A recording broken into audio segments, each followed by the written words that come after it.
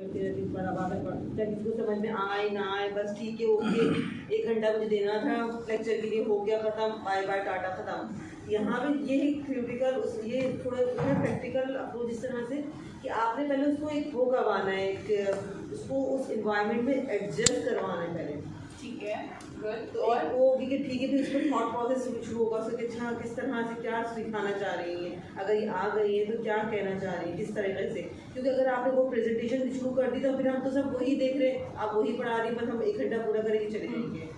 और कोई कुछ ऐड करना अगर चाहेगा? मैं थ्योरेटिकल वे में देखूँ कि अगर हमें कहीं खड़ा करते हैं किसी काम के लिए, तो उसको देखने के बाद कि इसको पहले आप देख लें कि इस काम को इस तरह करना है, आप उसको फील करें कि हाँ पहले तो आप अपने आप को मेंटली प्रिपेयर करें कि आपको ये चीज़ करनी है, फिर आप उस चीज़ को वॉच करें कि इस तरह होना है, फिर उसके बारे में सोचें कि अगर ये इस तरह कर रहे हैं और मैं इतने कम टाइम में इसको किस तरह कर सकती हूँ, उसके बाद फिर इसको प्रैक्टिकल वर्क। ओके और कोई?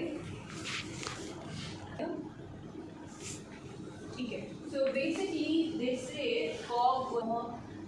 that if we want any of a learner to be immersed in an experience, अगर आप चाहते हैं कि आपका कोई लर्नर जो है वो एक्सपीरियंशियल लर्निंग को अडेप्ट करे या किसी एक्सपीरियंस से गुजारना चाहते हैं, तो ये स्टेप्स आपको फॉलो करने पड़ेंगे। तो क्या सबसे पहला स्टेप है, is the concrete experience and that is called the feeling, and then comes reflective observation, which is the watching phase. Then comes the abstract conceptualization, thinking phase, and then comes the active experimentation, where eventually he or she is going to do that. So you feel, you watch, you think, you do. So how many type of learners are we covering in this? A lot.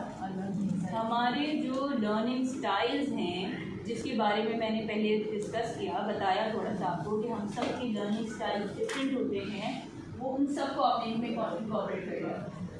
तो ये different styles हैं, diverging learning style, simulating, consolidating, ये सब learning styles हैं। Diverging people are those who feel and watch and then learn. Okay, they want to do things divergently, they do things and then they watch और फिर उनसे किया जाता है वो चीज़। तो कॉन्क्रीट एक्सपीरियंस बेसिकली क्या है कि आपने उनको, अभी मैं आगे एग्जांपल भी दूंगी कि उसमें करवाना क्या होता है। रिफ्लेक्टिव ऑब्जर्वेशन और ये जो है एब्स्ट्रैक्ट कंसेप्चुअलाइजेशन, सिमुलेटिंग लर्नर्स जो होते हैं, they think and watch and then they learn. The converging learners think and do. They think and they do, and that's how they learn. Okay? And the accommodating learners, they feel and then they do it, and that is how they're going to learn. So इसकी एक example भी देख लेते हैं। Concrete experience में क्या क्या चीज़ें आप लोग करा सकते हैं? आप उनको ऑब्जर्वेशंस करवा सकते हैं, लेबॉर्ट्रीज में भेज सकते हैं, टेक्स्ट रीडिंग करा सकते हैं, सिमुलेशंस हो गई, ये सारी चीज़ें आप करा सकते हैं। रिफ्लेक्टिव ऑब्जर्वेशन में क्या करते हैं, उसके ऊपर जो आपने एक्सपीरियंस किया, कॉन्क्रीट एक्सपीरियंस जो था, अब आप उसके ऊपर रिफ्लेक्ट करेंगे।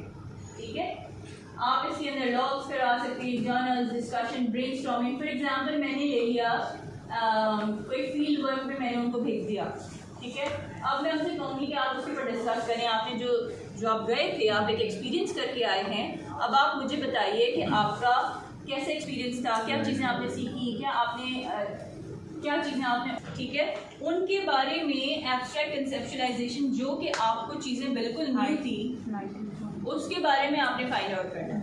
अब you can do it through lectures, papers, projects, analogies, whatever. ठीक है, देन एक्टिव एक्सपेरिमेंटेशन में ये जितना कुछ आपने किया उसको आपने इनटू प्रैक्टिस लाना। Is that clear now?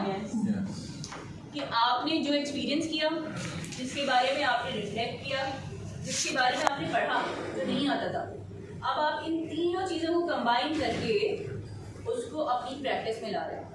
That is called the experiential learning cycle.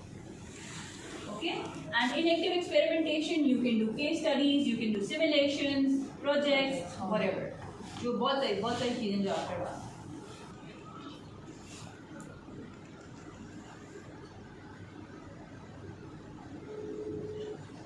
Are we done?